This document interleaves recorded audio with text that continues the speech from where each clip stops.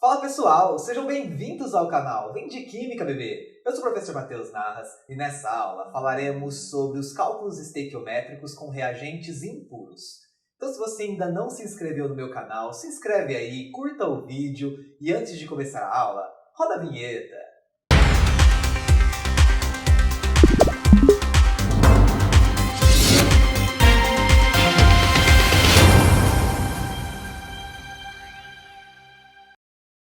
Quando eu falo de cálculo estequiométrico com reagente impuro, o que eu estou querendo dizer, na verdade? É muito raro, no dia a dia, numa prática laboratorial, a gente utilizar reagentes com 100% de pureza, reagentes puros. Justamente porque purificar o material é muito custoso, né? É um custo muito elevado. E tem momentos que eu não preciso que o reagente esteja totalmente puro. É lógico que numa indústria farmacêutica, por exemplo, que eu vou produzir um medicamento, aí os reagentes têm que estar puros porque podem contaminar o produto final. Agora, na prática do dia a dia, se não é algo tão minucioso como, por exemplo, numa indústria de medicamentos, o reagente não necessariamente precisa estar puro. E reagentes impuros são mais baratos, então não tem um custo tão alto para fazer aquela transformação. O problema qual é? Quando eu utilizo um reagente impuro, eu tenho lá o meu reagente que eu quero usar para a reação, mas tem misturado nele impurezas. E essas impurezas elas não vão se transformar no produto, porque naquela reação o reagente se transforma no produto. As impurezas elas acabam sobrando ali. Então quando eu pego um tanto de reagente impuro e coloco numa reação, eu tenho que pensar o seguinte, está vindo impureza. Eu preciso tirar essas impurezas do meu cálculo, porque quem vai se transformar é só a parte pura. Então, a partir de agora, a gente vai começar a ver alguns cálculos estequiométricos que o exercício te mostra que o reagente não está puro, que ele está impuro. Da mesma forma que na aula de rendimento, tem momentos que a gente tira o rendimento no começo do exercício e tem momentos que a gente deixa para tirar o rendimento lá no final, a pureza é a mesma coisa, a gente tem que pensar do mesmo modo. A diferença é que, como o próprio nome já fala, a pureza dos reagentes, a gente tira dos reagentes. Então, se no enunciado do meu exercício eu já tiver algum dado sobre o reagente e ele não for puro, eu já resolvo a questão da pureza ali. Se num determinado exercício eu não tiver nenhuma informação ainda sobre o reagente, só sobre o produto, por exemplo, e eu quero calcular algo sobre o reagente impuro, eu primeiro preciso calcular a quantidade dele para depois pensar na questão da pureza. Então a gente faz da mesma forma que a gente fazia o rendimento, pensa do mesmo jeito. E é o que eu quero mostrar para vocês em dois exemplos aí. Vamos para a tela? Bom, então vamos para o nosso primeiro exemplo aqui. Novamente, eu quero mostrar para vocês que são enunciados bem simples. O objetivo não é a gente se preocupar com o enunciado nesse momento, tudo bem? Então vamos lá. Calcule a massa de FeCl2 obtida quando 550 gramas de sulfeto de ferro 2 com 80% de pureza reage com HCl. Eu vou colocar aqui a reação, tá? Aqui embaixo, deixar a reação montadinha e a gente já analisa o exercício. Então, o FeS, quando reage com HCl, existe uma reação aqui de dupla troca, e nessa reação vai gerar o cloreto de ferro 2, que ele até fala no enunciado, não é mesmo? E também o H2S. Então, essa é a reação que a gente vai trabalhar. Balanceando ela, eu tenho um 2zinho aqui, ok? Então, essa é a reação. Para começar, vamos anotar as informações que o exercício me traz e o que ele quer que eu calcule. Então, ele começa falando, calcule a massa de FeCl2. Para começar, FeCl2 é um produto dessa reação. Então, vou anotar aqui do cantinho que, por enquanto, o produto é o que eu quero calcular. Eu não sei a quantidade de produto, eu quero calcular a massa dele. No caso, o produto que eu vou trabalhar é o FeCl2 e não o H2S. Obtida quando 550 gramas de FeS com 80% de pureza reage com HCl. Tudo bem? Então vejam bem, ele me dá uma informação sobre um reagente. Ele fala que a quantidade de reagente que eu tenho é de 550 gramas. E nesse caso o reagente é o FeS. Beleza? Pensa comigo, a gente vai ter que se preocupar com a pureza do reagente antes de fazer o cálculo estequiométrico ou depois? Bom, a gente já tem uma informação sobre o reagente. A gente sabe que a massa é de 550 gramas. Então, se eu já tenho informação sobre o reagente, eu já tenho que trabalhar com a pureza desse reagente logo no começo. Porque se eu deixar para o final, eu vou calcular a quantidade de produto e vou tirar a pureza do produto? Não posso. Pureza eu tiro de um reagente. Beleza? Então, a gente vai tratar da questão da pureza antes de fazer o cálculo estequiométrico. Por quê? Porque no cálculo estequiométrico eu tenho que jogar somente a parte pura. Porque a parte impura não vai se transformar no produto. Então, se eu jogo a parte impura lá, eu vou calcular uma quantidade de produto além daquilo que eu realmente produziria. Tudo bem? Então, nesse caso aqui, o que a gente tem que fazer? 550 gramas é a massa do reagente impuro, ou seja, 100% da minha mistura, tanto do FS quanto das impurezas. Só que a parte pura é só de 80%. Portanto, 80% é o que realmente é puro nesse meu reagente. Então, se eu multiplico em cruz aqui, a gente vai ter o valor de 440 gramas. O que significa isso? Significa que dos 550 gramas do reagente que ele me deu para reagir, 20% era impureza. Os outros 80%, esses 440 gramas que eu acabei de calcular. É ele que vai reagir na minha reação. Então eu pego esses 440 gramas e coloco agora sim lá embaixo do FS. Eu não posso jogar os 550 que ele me deu, porque esses 550 contêm impurezas. Agora vira um cálculo estequiométrico comum. Não se esqueçam, no cálculo estequiométrico a gente tem que jogar sempre a parte pura. Eu não posso jogar as impurezas, porque as impurezas sobram no final da reação. Agora é só calcular o que ele quer. Ele quer que eu calcule a massa de FeCl2 produzida nessa transformação. Beleza? Virou um cálculo estequiométrico comum. Estão lembrados como fazemos cálculos estequiométricos? Pega a proporção do balanceamento, que é de 1 para 1 nesse caso. Então, é 1 mol de FeS para 1 mol de FeCl2. Posso deixar a proporção em mols embaixo? Não posso, porque em cima dos dois lados eu quero calcular massa e eu tenho massa. Eu tenho 440 gramas em cima, não posso deixar em mol embaixo. Do outro lado, aqui no M, eu quero calcular massa, então não posso deixar mol embaixo. Como que eu transformo mol para massa? Achando a massa molar da substância. Por isso que eu dei aqui em cima em laranjado as massas atômicas. Vamos calcular a massa molar do FS aqui embaixo? O FS, cada ferro pesa 56, mais cada enxofre 32. 56 mais 32 dá 88. Gramas é a massa molar do FS. Então, vamos trocar esse mol aqui, esse 1 mol, por 1 vezes a massa molar, que é 88 gramas. Faço a mesma coisa do outro lado. Se eu tenho mol aí e eu quero transformar para massa, eu vou ter que achar a massa molar do FeCl2. Vamos fazer aqui embaixo. Cada ferro, 56.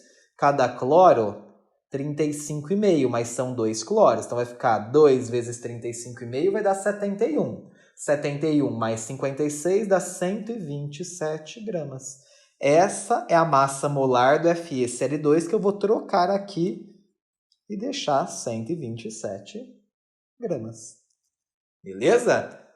Vejam, dá para simplificar grama com grama e a minha resposta vai sair em gramas, que foi a outra unidade que sobrou aí. Então agora é só multiplicar em cruz e chegar no resultado final, que é 440 vezes 127, pega o resultado e divide por 88. Essa minha massa vai dar igual, deixa eu trocar de cor aqui, deixar em azul. Então a massa vai dar 635 gramas de FeCl2. Essa é a massa de cloreto de ferro 2, produzida a partir dos 550 gramas de sulfeto de ferro com 80% de pureza. Então, nesse caso, eu tive que tratar da pureza antes de começar o cálculo estequiométrico, porque eu já tinha informações sobre o reagente. Vou mostrar para vocês na próxima tela um exemplo que é o contrário, que a gente vai precisar tirar a pureza só no final, e só pelo enunciado vocês precisam perceber isso. Bora lá! Bom, o segundo exemplo diz o seguinte: Calcule a massa de CaCO3 com 70% de pureza necessária para gerar 39,2 litros de CO2 nas condições normais de temperatura e pressão. Então vejam bem, a informação que o exercício me dá é 39,2 litros de CO2. CO2 é um produto dessa reação. Vamos anotar aqui no cantinho, ó.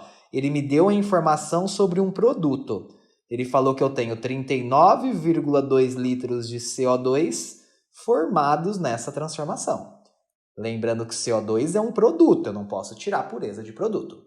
E ele pede para eu calcular a massa de carbonato de cálcio, que é o reagente da reação, é um dos reagentes. Na verdade, é o único reagente, não é? Ele quer calcular a quantidade de reagente CaCO3 e que tem 70% de pureza.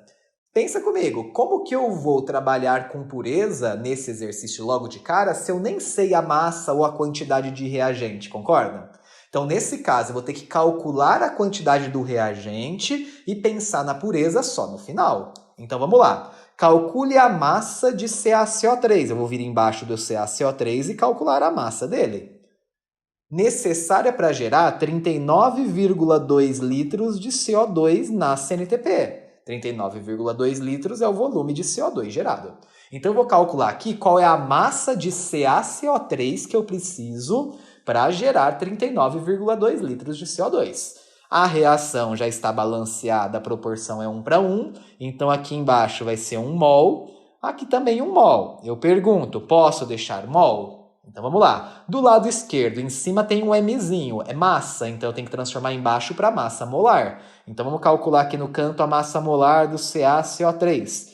Cada cálcio pesa 40, cada carbono pesa 12, e cada oxigênio, são 3, pesam 16. Somando tudo isso aqui, vai dar uma massa molar de 100 gramas. Então, eu vou trocar 1 mol por 1 vezes 100. Afinal, massa molar é a massa de 1 mol.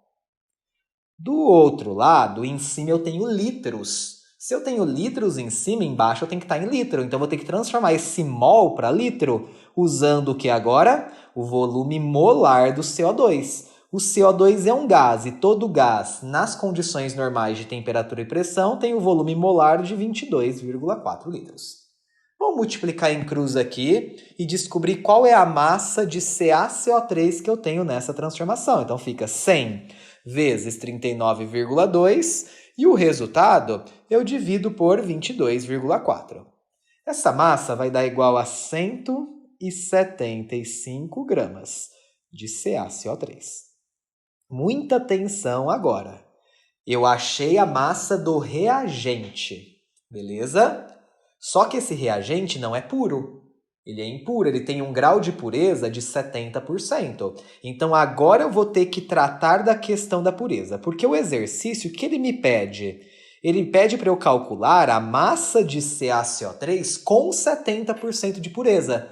Ou seja, ele quer que eu calcule qual é a massa que vem lá do frasco, sei lá da onde, do recipiente, junto com as impurezas. Porque isso que eu acabei de calcular aqui é o valor puro. Porque lembra que eu falei no exemplo anterior que tudo que eu faço num cálculo estequiométrico, eu estou fazendo um valor calculando com a quantidade da substância pura. Então, esses 175 gramas que eu acabei de achar em cima, ele representa a parte pura do carbonato de cálcio, desse material, 70%. Mas eu quero calcular o 100%, porque o exercício me pede com as impurezas. Tudo bem? Então, quando eu faço o cálculo no final da pureza, eu tenho que descobrir o 100%, porque o que veio do cálculo estequiométrico não é o 100% ainda, é o valor puro. Eu quero o valor com as impurezas. Então, basta multiplicar em cruz aqui, 175 vezes 100, e pego o resultado e divide por 70. Então, o x aqui vai dar igual a 250 gramas de carbonato de cálcio impuro. O importante é que vocês entendam o que vocês acabaram de calcular. Essa massa que eu calculei, 250 gramas de CaCO3, é a quantidade de carbonato de cálcio com as impurezas. Porque eu sei que só 70% é puro. Se você pegar os 70% de 250, dá os 175 que eu achei lá em cima. Ou seja, a massa que realmente reage. Então, em azul, eu calculei a massa que realmente reagiu de carbonato de cálcio. E embaixo, eu calculei as impurezas juntas. Ou seja, eu adicionei as impurezas. Essa diferença de 250 para 175 é a quantidade de impurezas que vem junto com o CaCO3. Então temos que tomar bastante cuidado também quando estamos falando de pureza, não é? Assim como no rendimento, tira no começo, tira no final, calcula o 100%, já tem o 100%, a gente tem que tomar bastante cuidado. Mas o que eu falo sempre para os meus alunos, quando você faz um cálculo estequiométrico, eu sei que é um valor que a gente calcula ali com a matemática, só que você tem que pensar o que você está calculando para ver se faz sentido aquele valor que você encontrou. Se você entende realmente o que é rendimento, o que é pureza, o que é reagente em excesso, o valor que você encontra tem que fazer sentido ali. É importante você pensar isso quando termina um exercício de cálculo estequiométrico. O que eu quero mostrar para a gente finalizar nossa aula de pureza é quando o exercício pede para você calcular o grau de pureza. Porque até agora eu dei a pureza do reagente. 70%, 60%, 80%. E quando você tem que calcular a pureza? Como que a gente faz? A gente viu quando a gente tinha que calcular o rendimento na aula de rendimento. Quando a gente tem que calcular a pureza, é muito parecido. Eu quero mostrar para vocês na próxima tela. Vamos lá.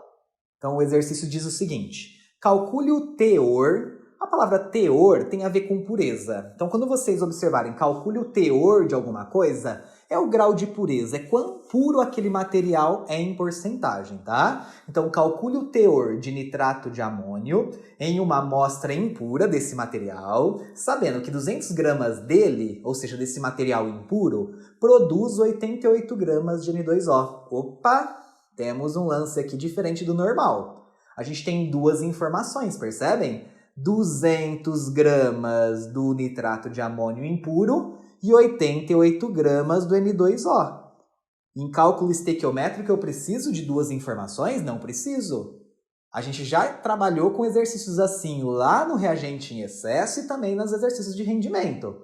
Reagente em excesso, ele sempre te dá dois dados de dois reagentes. Exercícios que ele quer que você calcule o rendimento, ele sempre te dá um dado de um reagente e um dado de um produto. E quando ele quer calcular o teor, a pureza, ele faz a mesma coisa. Ele te dá uma informação do reagente e uma do produto. Vejam, ele me deu aqui, eu vou anotar aqui no canto, a informação sobre o reagente. Ele falou que tem 200 gramas do reagente, que é o nitrato de amônio, e ele diz que produziu 88 gramas de um produto, que é o N2O. Então, ele me dá 88 gramas do N2O. Bom, como que a gente trabalha aqui para calcular o grau de pureza? Como a gente tem duas informações, a gente não pode usar as duas no cálculo estequiométrico, a gente usa uma só. Então, de cara, o que a gente faz? A gente guarda a informação sobre o reagente, porque a gente quer calcular a pureza do reagente. Então, de cara, o que a gente vai fazer é guardar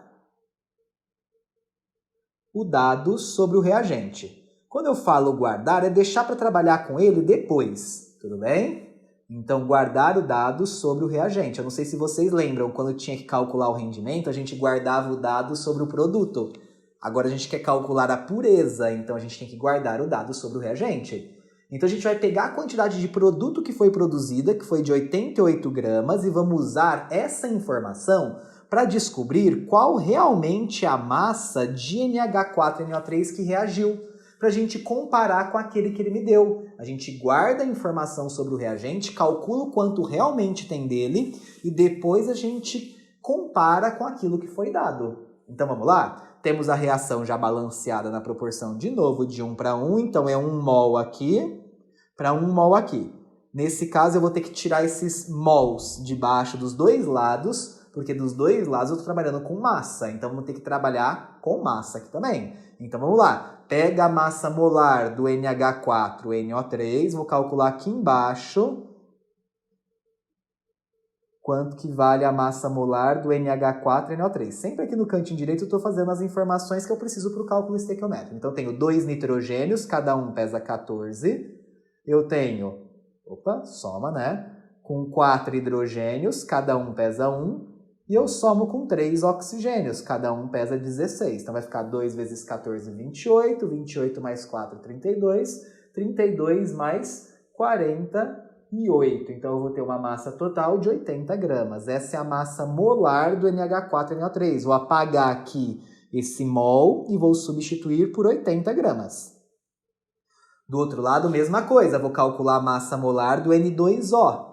Cada nitrogênio são 2, pesa 14, e cada oxigênio pesa 16. Então, 2 vezes 14 dá 28, 28 mais 16 dá 44 gramas.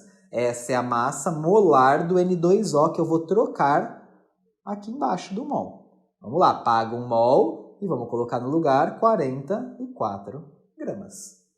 Multiplicando isso aqui em cruz, a gente vai chegar a 160 gramas de NH4NO3. Olha que interessante aquilo que eu falei antes de começar esse exemplo. A gente tem que pensar o que a gente está calculando. Vejam, eu acabei de calcular que para produzir 88 gramas de N2O, bastam 160 gramas de nitrato de amônio. O exercício me disse que ele deu 200 gramas. Só que desses 200 gramas, se apenas 160 gramas reagiu, é porque os 40 que sobram são as impurezas. Concordam? Lembra que o reagente ele estava impuro, então aquela massa que ele te deu é a massa impura. Agora a gente vai tratar então e descobrir a pureza. Agora só compara os valores que ele me deu. Como que eu comparo? Então vamos fazer aqui embaixo o grau de pureza desse reagente. Ele me disse que eu tinha 200 gramas, concordam? Porém, esses 200 gramas representavam a parte pura e impura juntos, 100%. Mas eu calculei que a parte pura é só de 160 gramas. Lembra que tudo que a gente calcula no cálculo estequiométrico é a parte pura. Isso representa quantos por cento? X, que multiplicando em cruz vai dar 80%. Portanto, 80% de pureza é o teor de nitrato de amônio que eu realmente tinha naquele material. Então, pessoal, aqui a gente encerra a nossa aula de cálculo estequiométrico com grau de pureza e também encerra a playlist de cálculo estequiométrico. Como eu disse nessa aula várias vezes, e em outras aulas também, é fundamental que quando você está num exercício de cálculo estequiométrico, você pense o que está fazendo. Porque eu sei que é muito mecânico, é muito técnico, a gente vai lá, monta a relação, faz o cálculo e nem analisa o número, o valor que eu calculei ali para ver se faz sentido para o exercício. A gente tem que pensar nisso para não se perder em exercícios simples. Aliás, cálculo estequiométrico é treino de exercícios. Quanto mais exercícios vocês puderem fazer a partir de agora, melhor ainda para vocês, mais vocês vão se familiarizando com os tipos de exercícios e mais fácil vai ficando para vocês esse conteúdo que assusta muita gente. Então, se você curtiu esse vídeo, se te ajudou, compartilhe com seus amigos, se inscreva no canal, curta o vídeo. Eu te espero na próxima aula. Até lá!